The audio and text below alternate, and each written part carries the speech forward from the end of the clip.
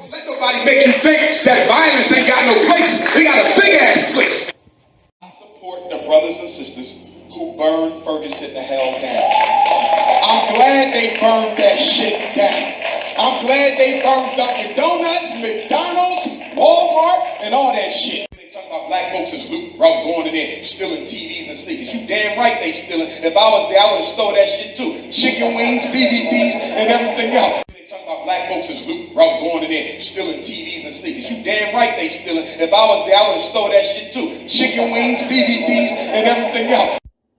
Don't let nobody make you feel bad about stealing. I wish I was there. I would have been on TV with 2 big screen TVs. Yeah, nigga, what? And then they sent Al Sharpton down there telling folks, if you're not nonviolent, you don't represent Michael Brown, you house Negro. Al Sharpton wore a microphone for the FBI against the Italian mafia. It was all over front of New York Post. So you mean to tell me Al Sharpton is wearing a microphone for the FBI against the mob, and he ain't wearing one against black folks? If Al Sharpton really cared about black folk, he could have done one thing. When the Eric Garner verdict came out, the non-indictment, you know what he should have done?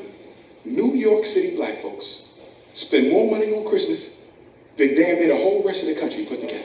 You understand me? Wall Street is in New York. New York is America's largest economic metropolis. If Al Sharpton cared about black folk, he didn't have to tell them to burn nothing down. I know he can't do that because he's a flunky. I know that. But what he could have done is said, guess what? I want no black person in New York to buy shit for Christmas. We boycott. He would have crippled the American economy. He would have shook Wall Street. But it's time for one of us, when we get into a fight with one of these police, to take that damn weapon and blow its goddamn brains out. And I say that in honor of every black man, woman, and child who have been beaten or murdered by police. It's that time, Miss Blue. Stop! I will kill you. This video ended in an arrest, but it might have had a drastically different ending had this suspect been Dr. Umar Johnson. I choose my words very carefully, as you know, but it's time for one of us, when we get into a fight with one of these police, to take that damn weapon and blow its brains out. And I say that in honor of every black man, woman, and child who have been beaten or murdered by police. This video is like others on YouTube, with millions of views in which Dr. Johnson is speaking. He's coming to Johnson C. Smith University on December 28th. Keep your hands where we see him. Still retaliating against police brutality with deadly force. Fox 46 Charlotte asked students, is this really the right method? The comment about blowing the heads off, I think it's just too much because, you know, you don't react to violence with violence because you get nowhere with that, honestly. Dominique Abrams will not be attending the event. I feel like it's ignorance. Others say they won't miss it. He's a strong, intelligent man. And I respect him. While they don't agree with violence on either side, they appreciate Johnson taking a stand against what they call the bad cops. Every officer out there that's doing their job, I appreciate you. Race is at the center of this country's social conversations, from athletes kneeling to protesters clashing. In fact, the group Anti-Com, which started the Charlottesville riots, had an event planned on the same day as Dr. Johnson's until it canceled its plans on Thursday. No word if Johnson's event was a response to the so-called white supremacist group planning a Charlotte trip. And if they came down here, that's probably what we would see. Come here! For the speaker encouraging attacks against officers. We need examples of black defiance. Whether you like him Definitely. or not, I wouldn't want to be a part of that. he's coming to the Queen City.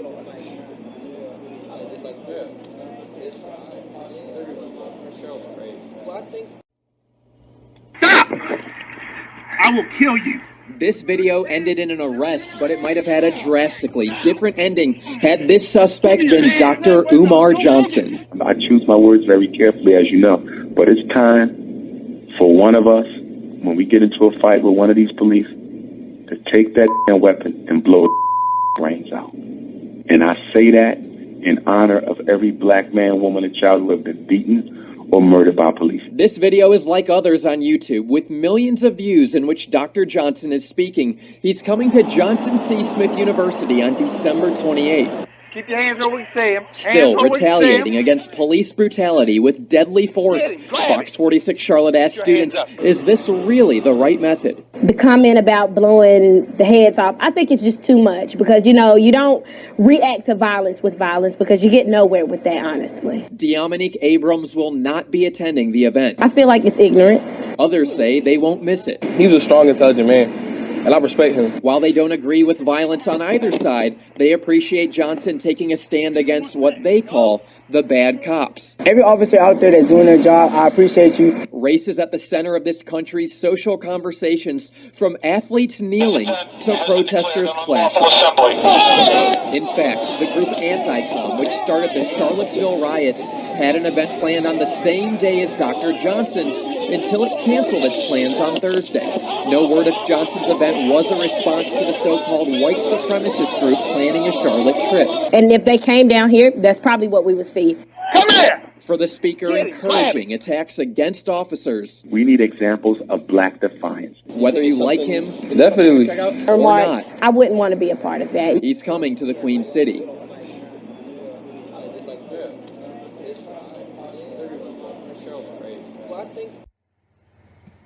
And you might kill me, but it's going to take a lot out of you to kill me. And you're going to have to almost be willing to die yourself. So although you will win in the end, you need to think about whether or not it's worth it. Is it worth the pay that you're going to have to exhaust, the effort and pain that you're going to have to kick out to destroy me or to defeat me? And that's where we're headed. The police are out of control, and the black community is already under martial law. The police don't listen to the president. The police don't listen to the mayors. The police don't even listen to the chief. They do what they want. It is total anarchy as it relates to the police and the black community. And I really believe, based on the student of history, and I don't like to be reckless with my tongue when I discuss violence, but if I'm to be honest with you on this interview, I have to say that the only thing that is going to stop the current wave of police terrorism, abuse, and extermination against black folks is black men are going to have to arm up toe-to-toe and go to war with. Hundreds of us are going to have to die. Dozens of them are going to have to die in order for the government to step in order for the United Nations to step in and say, okay, enough is enough. America, you must deal with your ugly, racist police problem.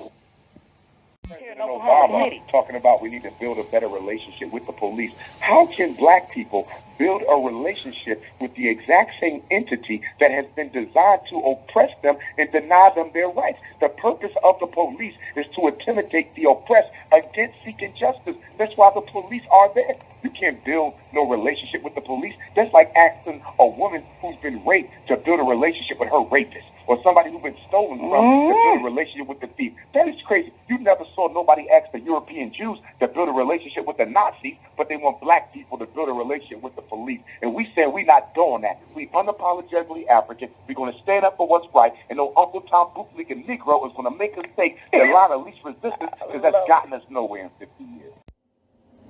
For years, I sat back and watched the things you said and did that I didn't agree with, and I didn't say a word. I was very offended.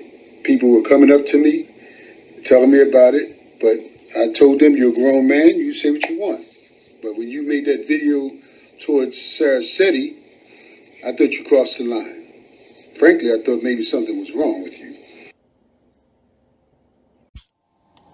Every time you look in the mirror, you see a cracker, nigga.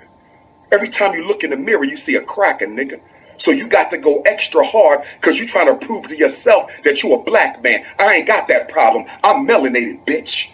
I'm melanated, bitch. When I look in the mirror, I see a black man. When you look in the mirror, you see a cracker, nigga. You dirty midget. Fucking albino, nigga. Your problem is you got an inferiority complex. Don't blame me for that shit. I'm not the reason you look like a fucking cracker, nigga. Dirty nigga. Randy Macho Man said he's savage. Minnie Mouse, nigga, you got a million names. Tattoo from Fantasy Island, nigga. I know you mad, cause every chick you deal with gotta look down in your fucking face. You gotta look up at every female you deal with. You gotta look up at every female you deal with, nigga. I know you hating. I'm 6'3", nigga. I'm 6'3". I look down at the queen's face. You gotta look up at your queen. You look in the mirror, you see a cracker. I look in the mirror, I see an African. I know why you hating. I know why you hating. What you say? You was on the scene before I popped? Nigga, I've been putting in work before you even knew me, nigga. I just took me a while to pop because niggas was hating and they knew once I got to the stage it'd be a rap for you niggas. I'm a psychologist, nigga. You don't think I can read you? I'm a psychologist, nigga. You don't think I can read right through your phony ass? But then when you went on to talk about the racist side of things, I just felt that couldn't be tolerated either. And I'm not, you call me a coon. You say I'm on a tour of multiculturalism.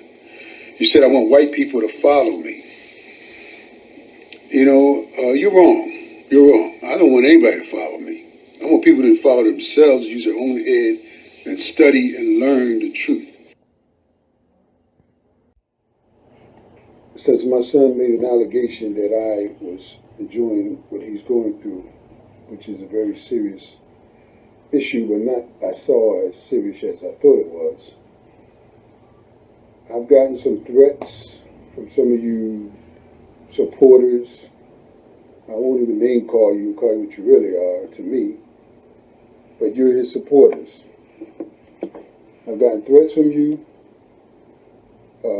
Somebody said I ought to be exterminated. Some people said I ought to be hung from a tree.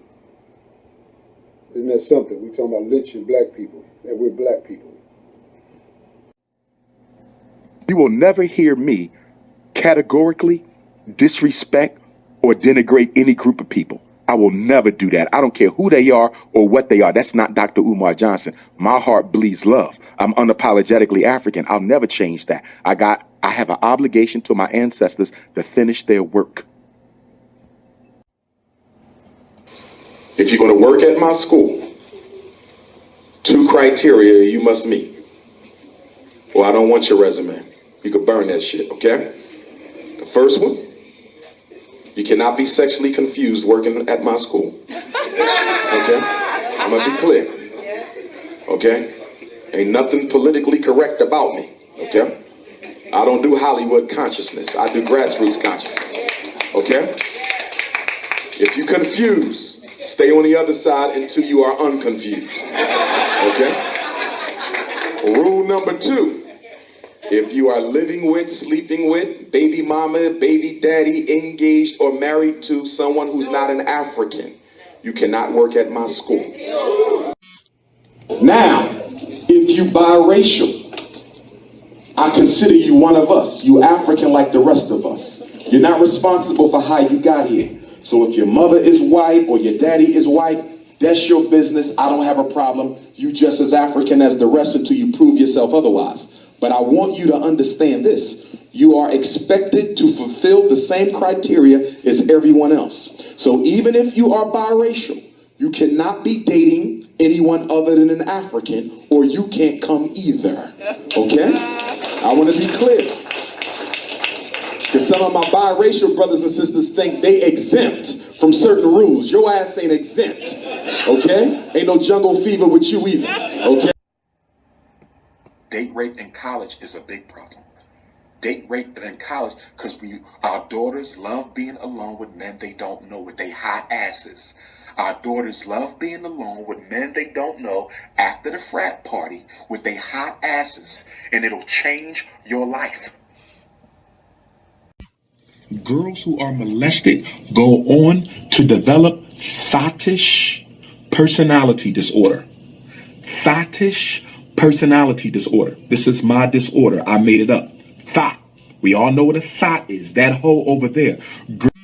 Fetish personality behavior.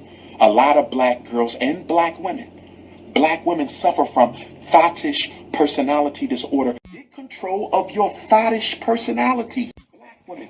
This is why I tell black, don't play around with sex on the date if you're not giving none up. Stop doing that. Stop doing that. Black women, this is why I tell black, don't play around with sex on the date if you're not giving none up. Stop doing that. Stop doing that.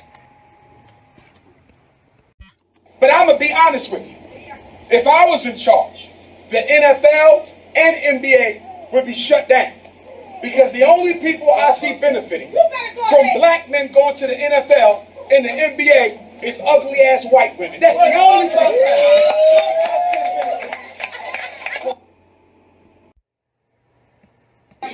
I see brothers walking around with other women other than the African woman.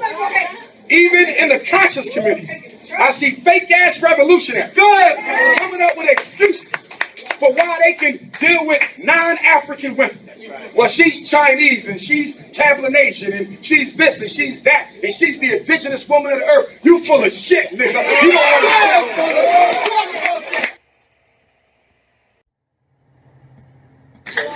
I don't understand you.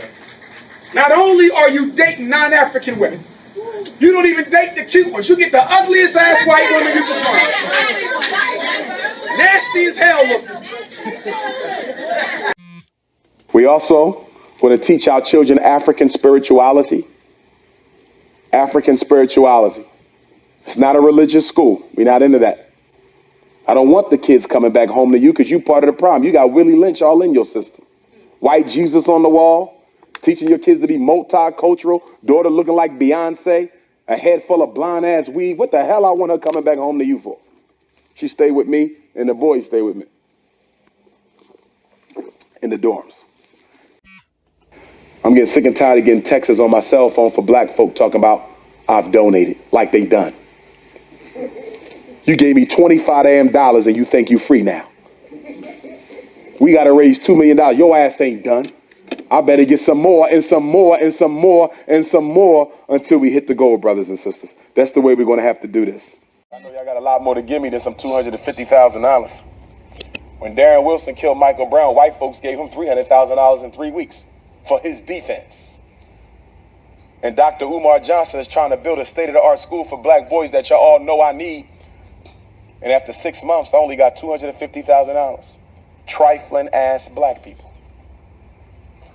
I'm going to call it like I say it. And I don't care if you get offended. We can handle that outside. We trifling. I should have been had that $2 million. I should have had that $2 million 30 days after I started the fundraiser on May the 20th. It don't make no sense. But y'all sure call me up when the school's messing with your son. But y'all sure call me up when the school's messing with your son. Did you make a donation to my school? Not yet. Bye. Click. That's the new Umar. You want some help with your son? Did I get a donation? No, I want to hear that. Mail the donation, then you call me back, and then I'll help you with your son. But you're not going to use me to fight white folks when your son shouldn't even have to put up with them in the first place. So many black folk running around defending white people. Well, it's not all of them. How do you know? Have you met all of them? Well, Dr. Umar, it's not always about the white man. You're right. It's about the white man, the white woman, the white child, the white grandma, the white institution, the white church, and everything else. It's about all of them. Fourth person test your child, which is probably me, and I'm going to give him the accurate diagnosis. Ain't been to hell taught and lazy as hell. Okay? That's normally what it is for our children. 85% of the children I test, and I test every race, color, and creed, but of course I'm focused on my own community, but 85% of the kids I test have nothing wrong with them. Nothing. They lazy as hell, and the parents are too. 85% of them. He can't read. Sure, he can read. He chooses not to learn, and there's no consequences at home when he doesn't try. There's no consequences at school when he doesn't try. And the worst thing for a black child to have is a lazy teacher and a lazy parent. Worst thing they can have. Neither adult in their life gives a shit. Excuse my French. That's the worst combination you can have. And a lot of our children have that combination. They have a lazy parent at home, and they got a lazy teacher in school.